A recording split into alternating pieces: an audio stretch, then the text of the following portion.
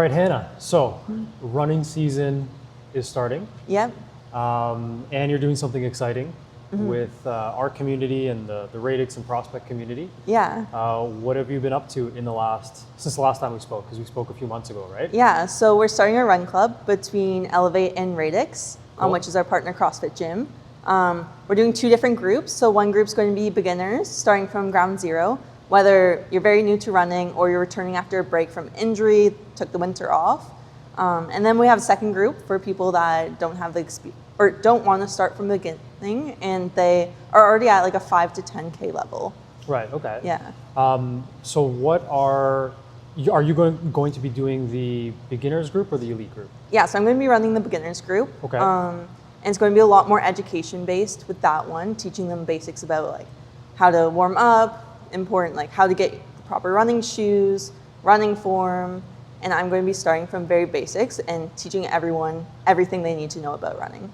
So what do you think the first thing is that people should learn about getting into running? Because in the clinic we see this all the time, right? Around this time the weather starts to get, I mean it's miserable outside today, but the weather starts to get better, right? And people are like, all right, they get excited, they want to get into running because it's such a low barrier to entry because you just get some shoes, go outside and start running. But they tend to make a lot of mistakes. Yeah. Where would you guide people that want to get into running, you know? Yeah, one of the common mistakes is jumping into running too much too soon, especially in the population that's already active and they're fit. They think they can go out and run a 20, 30-minute run even though they don't have previous running experience. And this is when we see a lot of injuries. Running is a high-impact sport. It's a lot of repetition, and it's very easy to get injuries from that repetitive strain. Even if you've like done a lot of biking in your life, your cardio system's up, you still need to slowly build so that your muscles, tendons, bones can get used to that impact again. And what are some of those injuries? Like if you see people coming into the clinic, what are some of the common things that you see, you know, over and over again? Yeah, so big ones, shin splints.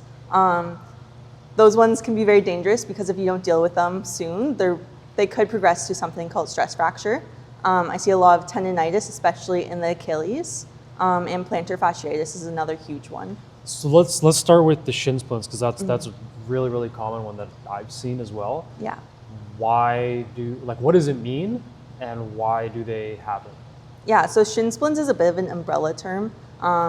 But typically people get pain on the inside of their shin or on the outside of their shin. And it's where the load, the amount of load they're taking on is above the amount of capacity their body's able to handle. So it's like a tendon injury if you're, you know, lifting overhead and you're constantly overloading, you know, without the proper adaptation. Exactly. Similar to that, right? Yeah, very similar to that. And it's instead of like just being the repetitive nature, it's taking that impact into consideration as well because there's a lot of force that goes through you while you're running. That's a good point. So running is such a mechanical activity. Yeah. You could write entire textbooks on just running mechanics alone. It's similar to a squat. Everybody thinks that a squat is just an easy, simple exercise and anybody could do it, but that's not the case. Like we have in the clinic legit textbooks on just squat and you get super nerdy with it with angles and force and all that. So what is it about running form? Like what should people look at in their running form to make sure that they're absorbing those stresses properly and loading properly? So running form is super important, but it's also sometimes overcorrected. So not everyone needs their form to be corrected. If you're not having issues and you've never had issues your whole life while running, then it might not be something we need to fix too much. But big things to watch out for is something called overstriding. That means you're reaching out in front of you to pull yourself forwards with your foot instead of landing with your foot below your body. This can cause increased load to the hamstrings, puts a lot of stress through like the whole lower extremity. All the force goes through your heel and your leg's a little bit straighter, so all the force travels up instead of the muscles taking that in. So it's like heel striking. So right, so if you can imagine you're almost like reaching forward, Yeah. right? The first thing that makes contact with the ground is the heel, right? And that force, right? There's that whatever Newton's third or fourth law. What is it? Third law. Third law. I can never remember it, but there's an opposite and equal reaction from the Yeah. ground up. So your heel hits the ground, opposite reaction up, and then your body needs to do something with those forces, right? Yeah. And if those forces are super concentrated in that heel, you're not going to absorb properly. Yeah, the right? force isn't going to disperse the way it's supposed to. And in shin splints, is it bone? Is it muscle? Like, what is it? Because a lot of times, I'll see therapists do this a lot, is they'll just crank it on the muscles because they are tight, right? Is that the right approach? Not necessarily. Shin splints, typically it's where the muscle or the tendon attaches into the bone. So it's that insertion area that usually gets more aggravated. Some people feel it through the whole muscle at the start, and it starts to like narrow down as it progresses. Yes, the muscle's impacted as a whole, but specific area that's injured is the part where it attaches into the bone. Okay. And anything about the lining of the bone? Like, is there any inflammation that happens on, the lining of the bone when with shin splints? Yeah, so there's going to be inflammation there, which is why it's really important to adjust the load you're taking on. So commonly with shin splints, we'll reduce the amount you're training. Some people, if it's far enough advanced, will stop the amount of running and will transition to something like cross training. I see a lot of people stop completely. Is that the right approach? I don't believe that's the right approach. I like to keep everyone still involved in their physical activity. If we're not able to keep them running, we will transition to something like using an elliptical, biking, swimming, even going on like a walk program. So that way they're still staying active, but they're not running, so they're not making their injury worse. And with these individuals, would you is it always form that needs to be corrected? Like, let's say, so you started running, right? And all of a sudden, a few months in, you start to feel that shin pain. You've heard about shin splints, you researched it, you Googled it, and you're like, yep, I have shin splints. And you try to keep going, but every time you go out for that run, it's excruciating. Is that a mechanical issue at that point? Or is there something else? It could be, but there's a lot of factors to it. It could be your recovery strategies. It could be your strength. Do you have muscle imbalances in the area? It could be your footwear. Footwear is actually a huge one. A lot of people are in a running shoe that doesn't work proper for their mechanics. Okay. And when you're assessing someone, how do you tease that out? How do you know if it's their mechanics, if it's their footwear, if it's... Doing a comprehensive assessment where you're looking at like functional movement screening, you're looking at the running gait, walking gait. I also take a look at the footwear, look at the wear patterns to see how their foot's wearing down at the shoe. And I take them all into consideration. And sometimes it's a combination of all those. So you have to work it one step at a time to see what the real issue is. Okay. And let's go into footwear then. So what are some common footwear patterns that you see, and what do they mean? Yeah, a common one I see is people running on the outside of their foot. So if you look at the bottom of the shoe and it's worn more on the outside, that's usually call it a supinator. So they're running on the outside of their foot. That's putting a lot of forces on the outside of their leg. Usually people that present with an anterior shin splint, so the one that's more on the front of your shin, that's the pattern I see. And then there's the opposite, where someone only runs on the inside of their foot. So you'll see the wear pattern on the inside of the shoe on the bottom, and that means they're an overpronator. So they're always running on the inside. When you're running, you're supposed to land slightly on the outside of your midfoot, and then you're supposed to transition towards your big toe.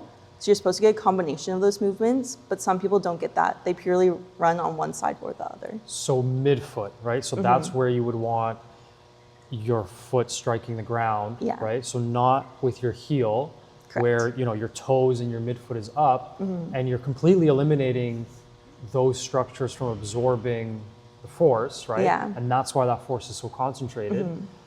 But what you're saying is strike more with the middle of your foot, right? So then you can, those bones are allowed to splay, right? Yeah. The bones of your foot are allowed to splay. The tissues are able to absorb that. The heel isn't, the direct impact, and then everything up the chain can absorb that.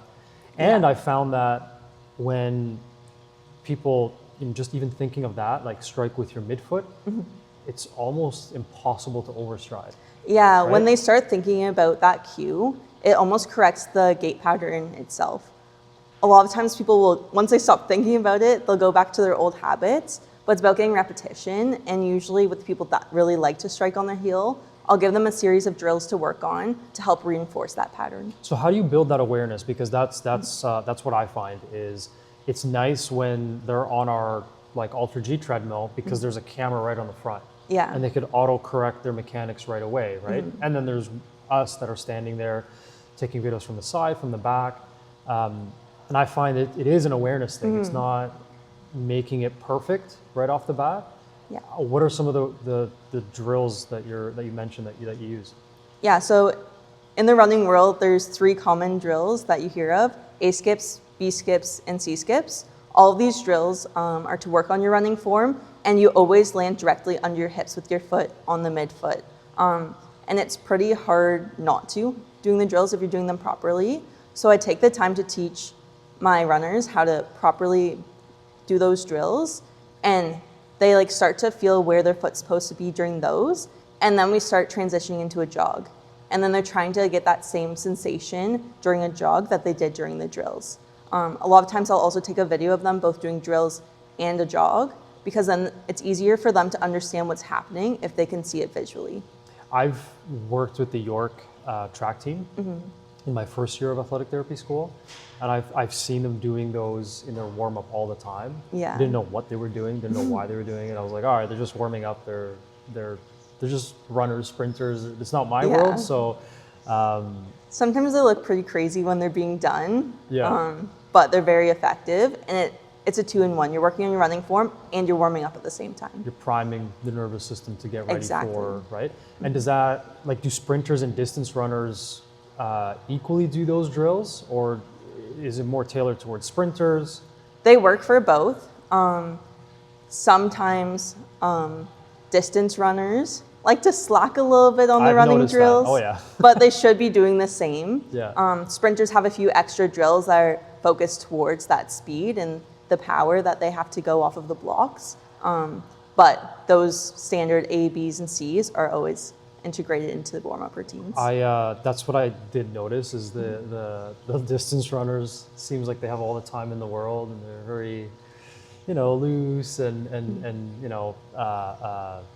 whereas the sprinters, they're like locked in and they're like, Yeah. But they need the speed, right? There's They a need lot that. more like focus with their mechanics. A lot of times distance runners can get away with the poor mechanics because they don't need the efficiency as much as the sprinters. Sprinters, if you're doing 100 meters, you have like 12 seconds max to get the sprint done. If you're running really bad, you're going to lose that race really fast. It goes down to milliseconds. Yeah. Distance runners, yes, it's really important to have efficient form, but also you can find tricks to get around that. And so they seem to not be as focused. Sprinters also get a million breaks during their workouts. So like the prime focus time seems to be during their warm-ups. That seemed to be the trend, is that or the common joke amongst the therapy staff were like the sprinters were like the princesses, or they were very high maintenance, I should say, right? Yeah. But I understand why, right? You're prepping for like a 12-second race. Yeah. And because you're going all out for 12 seconds, there's so much things that could go wrong, right? And you could get injured pretty easily. So Yeah. I actually appreciated that they were so fine-tuned into their body and saying, hey, look, like this, my upper hamstring on the right side is tight. Like, can you work that out? Because it is important to them. Because Yeah. With each step, they have more power and more force going through. But overall, if you're running a marathon, you're going to have a lot more force going through your body over the course of the race compared to a sprinter. So that's why you see a lot more overuse injuries with distance runners, but they don't seem to focus on correcting those issues as much because they don't see it right away. How has shoe technology changed in the last I don't know, 10 years? Because it seems like every, for golf, let's say, right?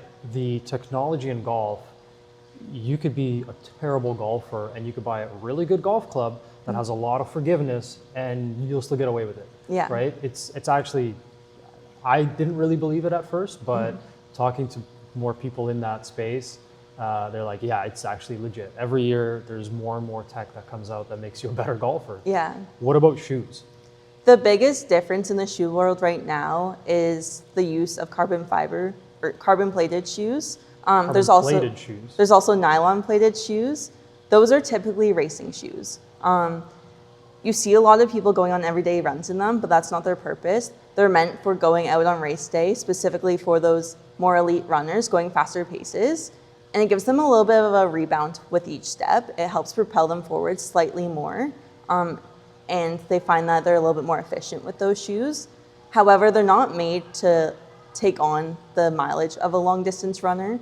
So if you're doing 100 kilometers a week, even 50 kilometers a week, that shoe's not gonna allow you to absorb the impact the same way. And it's actually, I see a lot of Achilles issues from people wearing carbon plated shoes all the time, just because they're not able to absorb the impact the same way. I was gonna ask, so two questions. So the plated, is that means it's in the sole or the whole thing is carbon? It's in the sole. So they have like the foam layer, they'll have the carbon plate and then a little bit more foam, and then the rest of the shoe on top. And so second question is, because of that, it essentially gives you more springiness, which is what, the bottom of your foot, your Achilles should be doing anyways. Yeah. Do you think that translates into injuries because of that? It's almost like an overcorrection and then the body doesn't really know what to do with it? Exactly. Like the body stops thinking as hard about taking in that force. It's relying on the shoe to do that work for them. But the Achilles still has stress going through it that whole time.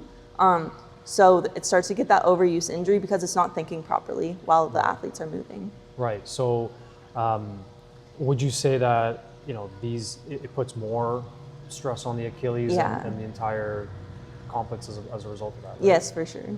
So shin splints, now Achilles, and Achilles in the basketball world has been like huge. The Voldemort, don't say the word Achilles. Yeah. Everybody's concerned about them. What do Achilles injuries look like in the running world? Yeah, so typically it's going to be, I see more of a tendinosis, which means a chronic inflammation within the tendon, and it's an overuse injury. It could be from their mechanics, it could be from increasing load too soon, too fast. There's a lot of different factors that go into it. A lot of times I also see runners not focusing on recovery enough. So they might have like extremely tight calves, and that puts increased stress on the Achilles, which can also lead to something like this. Usually that's not the only factor, but that definitely plays a huge role. What do you think is, so I've heard this from people, that when they start running and maybe when they're trying to change their running mechanics, their calves are super sore. Is that a good thing? Is that a bad thing? Is that something to pay attention to where you're like, okay, is it a result of the calf just working properly and it hasn't been, or is it overworking? Like, how should people approach that if they feel that? It's kind of a combination of things. So one, yes, your calves get used a lot when you run. Like with every kilometer, you're taking a couple thousand steps. And so that's a lot of using your calves. It's like you're going to do 1,000 calf raises, like you're going to be fatigued and things are going to hurt. But also a lot of times when your form starts to break down, like if you're not having enough hip extension, then your ankles and your calves will start working more to push you forwards. While really you should be running with your hips. Your glutes should be what pushes you forwards while you run, not your calf.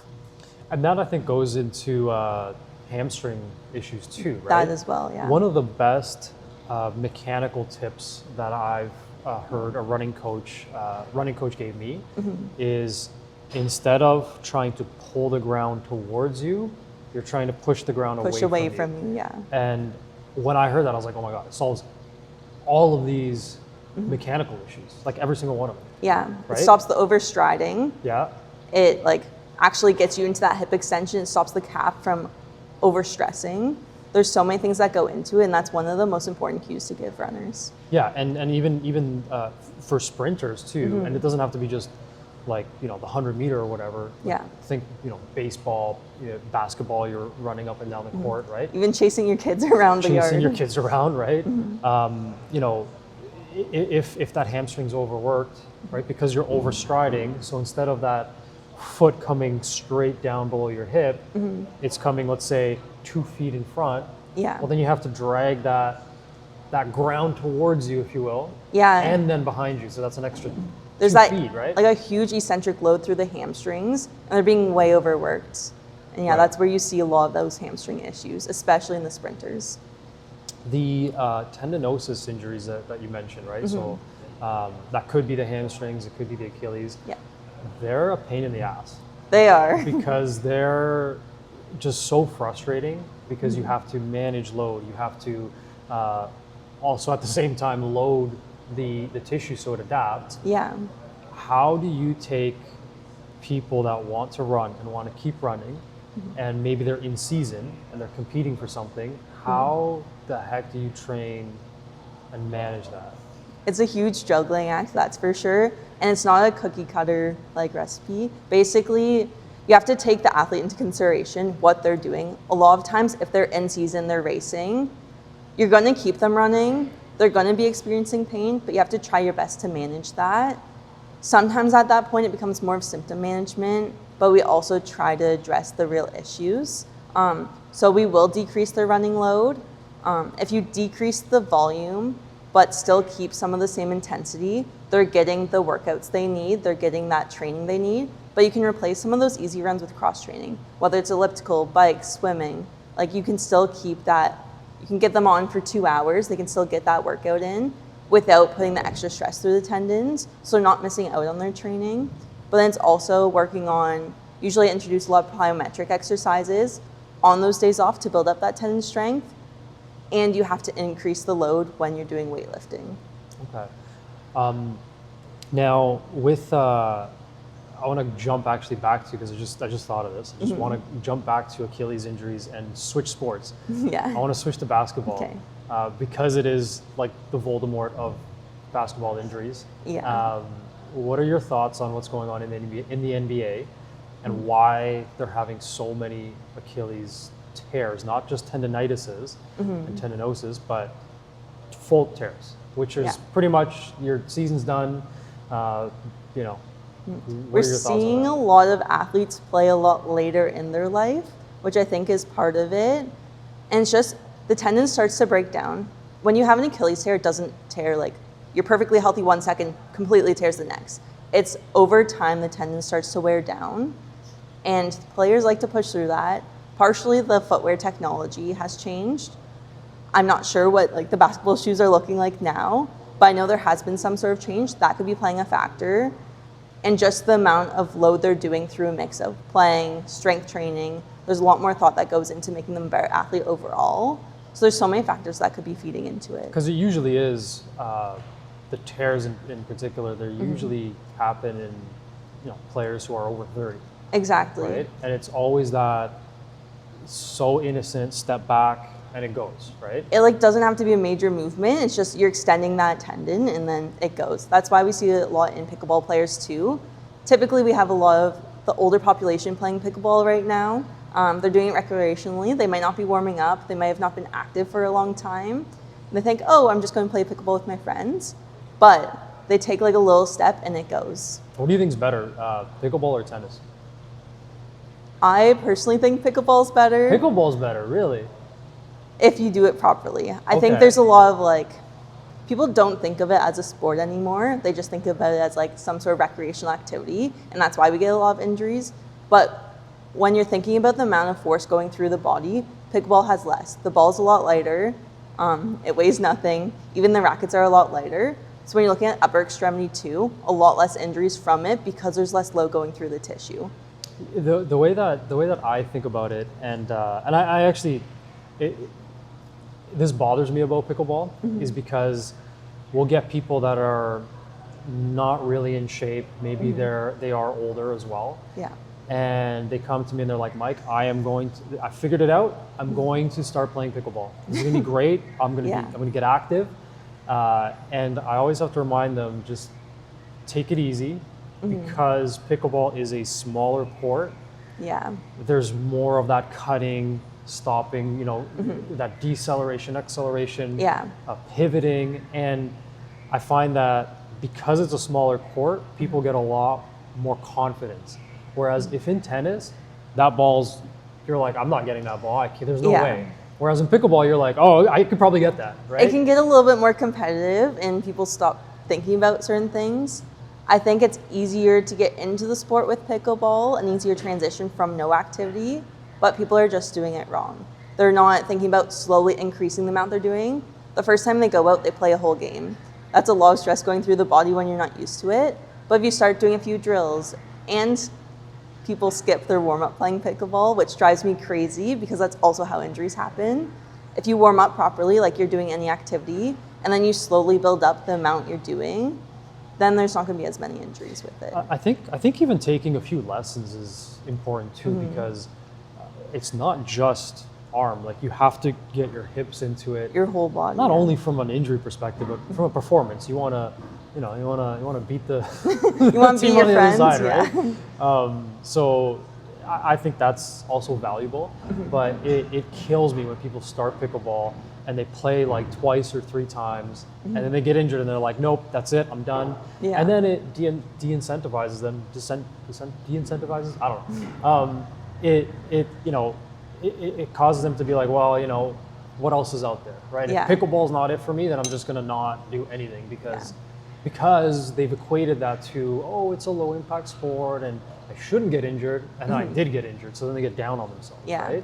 I think it's like we're seeing more injuries from it because it's just a fad right now. Like, the popularity has grown so much over the last few years, but the same trends happened when other things were popular. Yeah. What do you think is the next thing? I hope it's running. I hope everyone does running. Running's been getting popular. It's been getting more popular, especially since COVID, but I hope just more people stick with it. Seems like everybody's doing a marathon. Everyone does a marathon, and then a lot of people quit after that. People like to skip the 5 and 10K phase. Going and running 42K for your first race is pretty crazy to me. What about triathlons? How would you? Is there a difference in how you would work with someone, or how you would approach someone's training into a triathlon, which running is a component of? Yeah. And a marathon. Triathlons are very interesting because you have those 3 different disciplines within it. You automatically have cross training built in, which I love, but also depending on the distance of triathlon, it's a lot of training to do. So with those athletes, I really focus on the recovery aspect. If you're doing like a half Ironman, the run part is a half marathon, and you already do like hours of swimming and biking before that. I don't remember the exact distances, but it's a lot of load on the body, and a lot of time when you're training, you're doing 2 of those disciplines in one day. So you could have like hours of training in one day for just those cardio aspects, and that's not even thinking about the strength training. So a lot of people are tired, they're done, they don't want to do anything for their recovery, they don't want to stretch, they don't want to roll. Some people forget about nutrition, and that's the hard part of training for triathlon and working with those athletes, is finding that balance. But overall, like, there's the same theories as training for running, just you mixing it up a little bit. So with a triathlon, is it swim, bike, then run? Yes. Okay. And when you're working with those types of people, when you're working with runners, do runners do any type of cross training, or is it just running? A lot of runners do. I encourage all of my runners to. Some hate it and don't want anything to do with it. They only want to run. But I really think cross training is very important because it gives your body that chance to recover from that load while still getting your cardio workout in. In college, I did a lot of biking for cross training. Just with injuries I was dealing with, I wasn't able to handle doing 40 kilometers a week. So instead of doing easy runs, I'd do an easy bike. I'd go for an hour. On long run days, sometimes I even did a 2-hour bike ride instead of going for that 12, 15K run. And I found that my body was able to recover easier from that while I got the same benefits as my teammates. Do runners use any form of taping while they're training or competing? Like if they are, suffering from Achilles tendinopathy or, shin splints, do they use any of those types of techniques? Yeah, sometimes you see it. A lot of times you see people using KT tape, which is a bit of a controversy. But in more the college world, you'll see a lot more people taped than outside of the college world. College athletes have access to athletic therapists like 24/7, and they usually have people traveling with them to tape them up, and then they're able to do what's actually effective. Where you'll see a lot of runners just slap some KT tape on and hope it helps, and sometimes they think it does. There's definitely a psychological component to that. It's huge. Let's go into the controversy with K-tape. What is the controversy, and what are your thoughts on K-tape? So a lot of people, from what I hear, a lot of people say that they feel they're very supported by KT tape or K-tape. It's the stretchiest tape you'll ever find. There's no actual support to it. It's what we call a proprioceptive awareness. That's what KT tape does. So you put it on the body and it makes you more aware of that body part. When you stretch a muscle with it on, you're going to feel the tape give a little bit of resistance. It's not supporting the muscle, it's reminding the muscle to be aware of where it's at. I think there's a ton of uses for it. It drives me insane when people think it supports stuff. Yeah. It's literally meant to stretch with you and not restrict movement. And a lot of times with taping, I don't agree with restricting movement. I don't want, like when I was working football, you would tape with the hardest, least stretchy tape. You would tape both ankles, and then they would put their shoe on, and then you would do what's called a spat, where they would tape their shoe with like a stretchy tape, and there was virtually zero ankle movement. And I'm like, why would you want this? Why? How can you even play your sport with zero ankle mobility, right? People want to prevent injuries by using tape a lot of time, and I see it all the time in both football and rugby.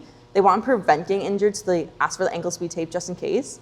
I actually refuse a lot of the time. What's more important is that preventative care. So doing a mix of strength training, balance work, working on plyometrics, those all decrease your risk of something like an ankle sprain or any injury in your body, wherever you focus.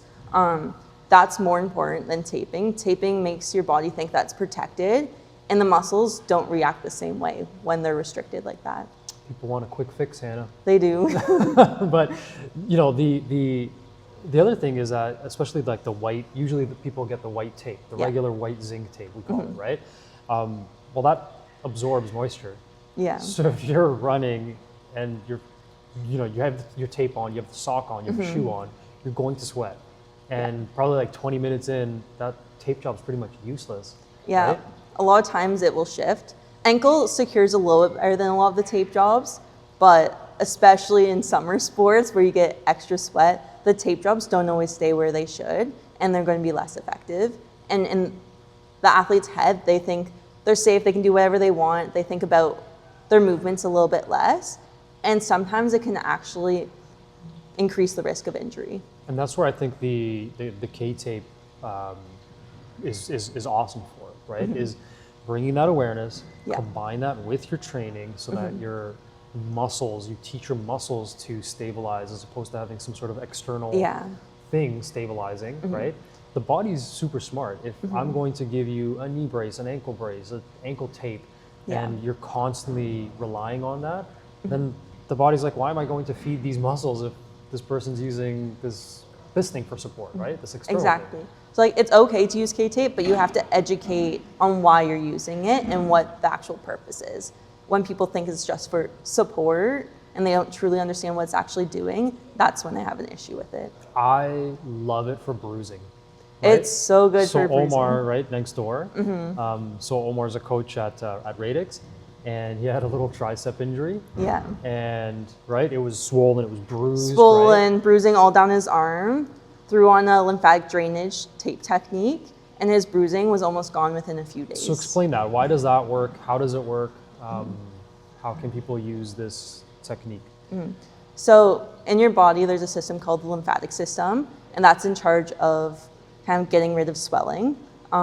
This tape job, basically you apply strips heading towards main areas of that lymphatic system. So specifically with the elbow, going up by the armpit for the anchor, and then strips going out over the bruising, encourages the body to drain in that direction. Right, so it like lifts. It lifts up the skin, right? And then opens up space for it to travel through. So if anybody's ever seen K-tape, it's just, it almost like just looks like strips of tape randomly placed on people.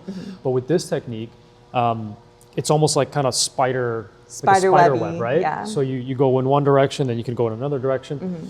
And then it's actually cool because when you take the tape off a few days later, you know, you'll actually see those the pockets, lines, right? Yeah. And then you just have to kind of shift the shift it over the new spots. Right, yeah. But it's very effective for bruising and swelling. And that's another thing that I like about those types of products is you can leave them on for a few days. Like a good tape that, you know, isn't like the cheap stuff. A good tape should like 3 to 5 days, and you could swim in it, you can shower, everything. You can continue on with life and no issues. Yeah. So that's what I do like about those. So they do have a use, but it doesn't support anything unless you really crank it and like, right? Yeah. But let's talk a little bit more about this run club.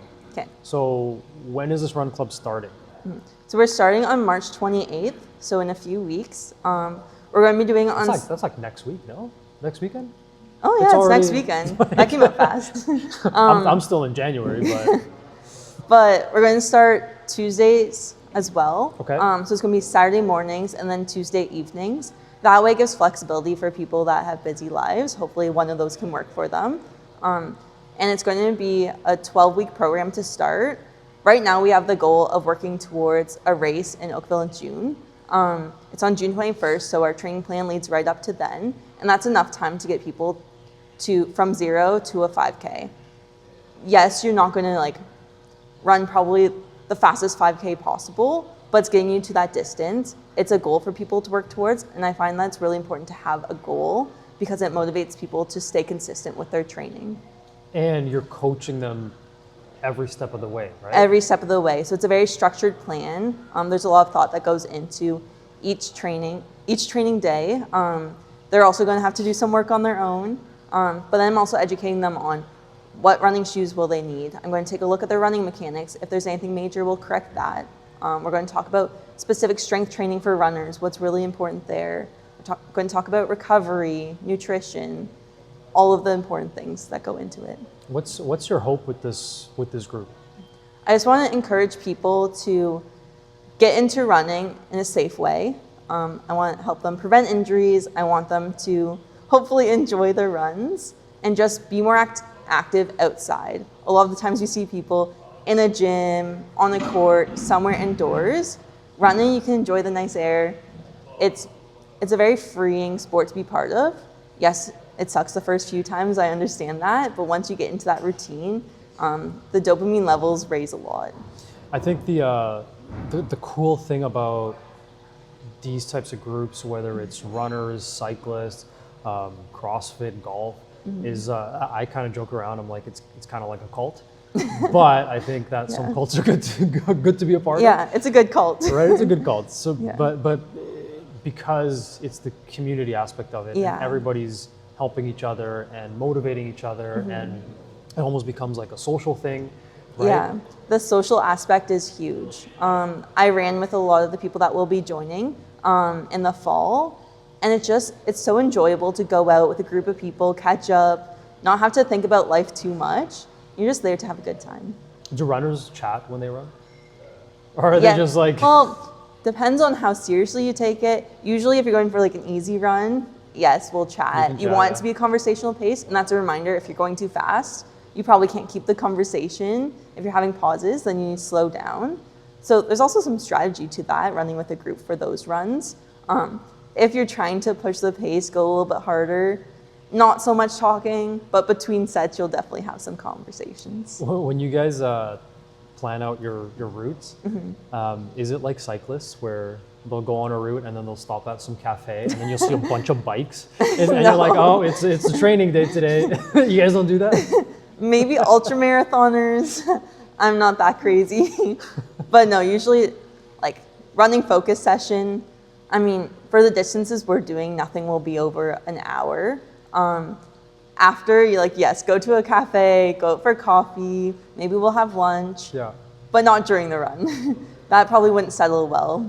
Bikers don't have to deal with the jolting of the body. Yeah. Food doesn't sit as well with runners. Yeah, yeah. Hannah, how can people join this run club, ask questions about this run club?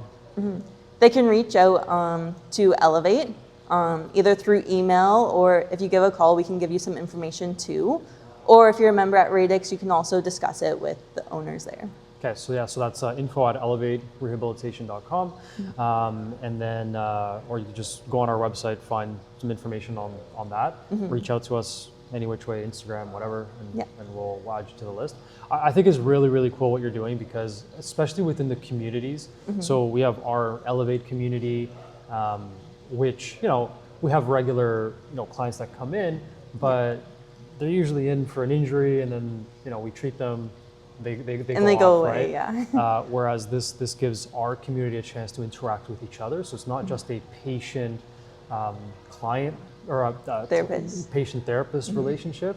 It's now we're taking our patients and and they get to interact with each other. But then also we have the CrossFit community that we're closely associated with, and we hang out here all the time. Yeah, we're here almost every day. So now we're blending those two groups, and I think that's going to be really cool. I'm really It'll be really fun to introduce everyone and just build the community even more. And then maybe if you peer pressure me hard enough, I'll come for a few rounds. I'll work on it. All right, Hannah, is there anything else you want to chat about before we go? No, we covered all the important topics of running. Cool. I think that's pretty good. Awesome. All right, Hannah, good work. Take care.